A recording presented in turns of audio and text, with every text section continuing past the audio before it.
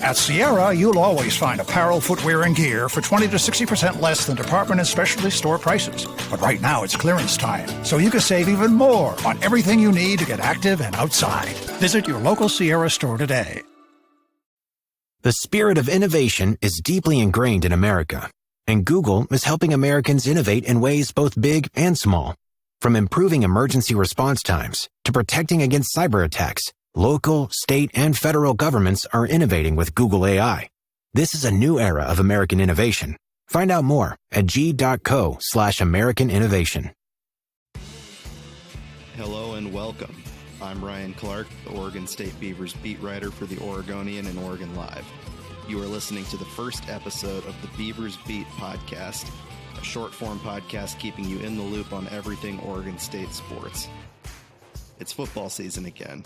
The Beavers kick off fall camp this week and speak to the media for the first time on Wednesday, with head coach Trent Bray and several players set to be available, including new quarterback Malik Murphy. A little bit about what you can expect from this podcast during OSU fall camp and beyond. I will be a regular at OSU practice and at every game throughout the season, providing updates, insight, and occasionally some exclusive interviews with players and coaches. We'll typically have audio from those interviews, which will appear right here on this podcast. But for this episode, before camp and interviews get rolling, here are 5 storylines to watch for OSU football. Number 1, the arrival of Malik Murphy. The Duke transfer Murphy is Oregon State's new starting quarterback, even if it might not be official yet, as coach Trent Bray stresses competition with presumed backup Jabari Johnson. Now, Johnson will definitely appear in games this season for the Beavers as sort of an additional element to their offense, but he is less likely to start, obviously, than Murphy. And so, looking ahead, Murphy is this guy that's 6'5", nearly 240 pounds, and is an imposing presence in the pocket and loves to throw the ball deep. That simply wasn't a dimension for OSU last season. Despite a really fast group of wide receivers and some talent at that position, they weren't able to have as much success through the air as they might with Murphy on the roster this year. Murphy threw for 26 touchdowns and 12 interceptions last season at Duke, with the turnovers being something to keep an eye on this year as he transitions to Oregon State. But through the spring, his poise, his decision-making, his maturity, those were traits that OSU coaches raved about. And really, teammates praised his charismatic leadership and thought he was a guy that really fit well in the locker room. He might not really be a dual threat guy, but he does have mobility. He showed off an ability to run in the spring game, and he does move well in and around the pocket, so that's something to keep an eye on. One of the big questions for Murphy in camp is how he's going to mesh with his new receivers. Obviously, like I said, there's plenty of speed at the position. He can take deep shots, but there's more to the offense than just, throwing it as far as you can and hoping your receiver catches up to it. And Ryan Gunderson's going to want to take advantage of that quick decision-making for Murphy. Number 2, health along the offensive line. Murphy won't be able to elevate the Oregon State offense if he's running around, running for his life and getting sacked all the time.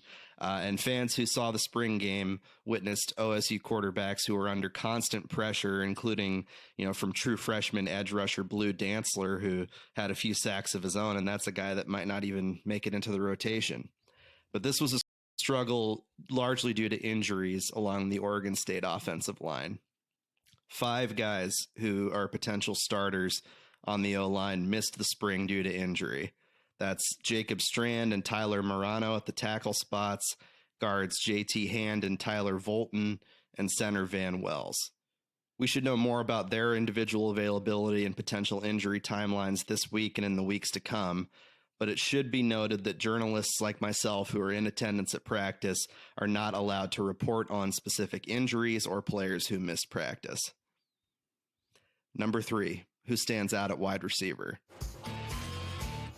Trent Walker is the man at wideout for the Beavers. He had 81 catches for 901 yards and 2 touchdowns last year. Those numbers could see an uptick with Malik Murphy under center, but he also is going to have to share the stage with guys like Darius Clemens, a former Westview Wildcat, just like myself, who was injured for a part of last year and got a bit of a slow start to the season, along with guys like Taz Reddix, Zachary Card, Jimmy Valson, Zach Card in particular had a really good spring for the Beavers, caught a deep ball that made Murphy really excited, and he ran off the sidelines at practice, even though he wasn't the one who threw it, and celebrated with him. So that was a special moment. Oregon State's excited about this wide receiver group, and despite the departure of Jeremiah Noga to Washington State and 3 other guys leaving in the transfer portal, the speed alone is enough to make a deep ball specialist like Malik Murphy excited. The big question is who emerges beyond Trent Walker as a consistent, reliable option elsewhere on the field. And in the end, despite the addition of Murphy, the run game is more than likely going to be at the center of this OSU offense, led, of course, by senior Anthony Hankerson, who should be the bell cow for this group. Number 4, pressuring the quarterback. Oregon State had just 7 total sacks all of last year, which was dead last in FBS.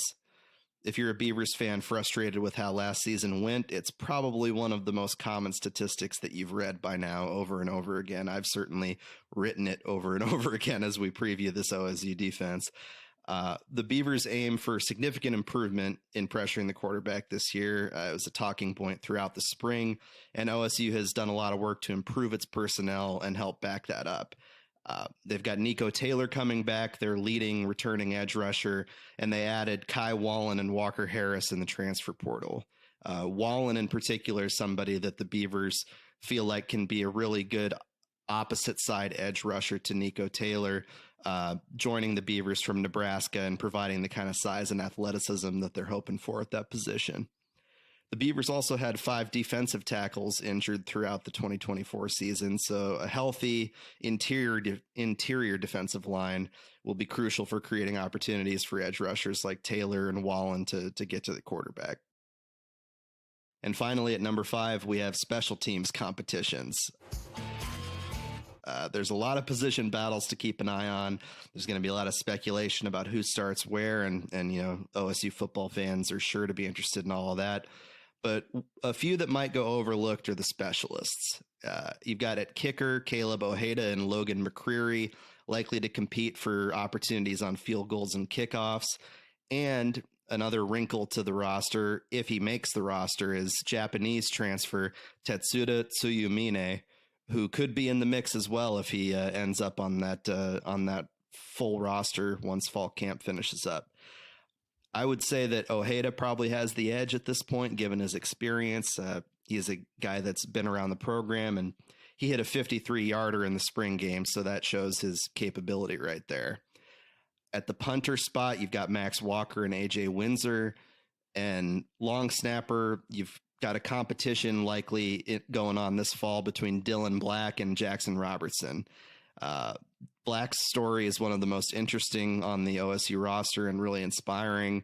He's a guy that has worked his way back to the field after being diagnosed with testicular cancer 2 years ago, went through chemotherapy, and he's hoping to get back on the field this season.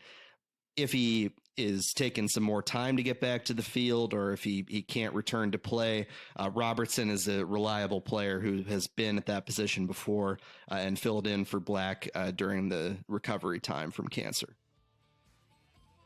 For more preview stories ahead of Oregon State's 2025 football season, visit OregonLive.com/Beavers.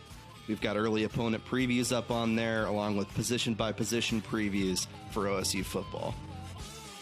You can follow me on Twitter/X and on Blue Sky at Ryan T. Clarke, and keep up with the Oregonian socials for plenty of content throughout the season. Thanks for joining us, and we'll see you at fall camp.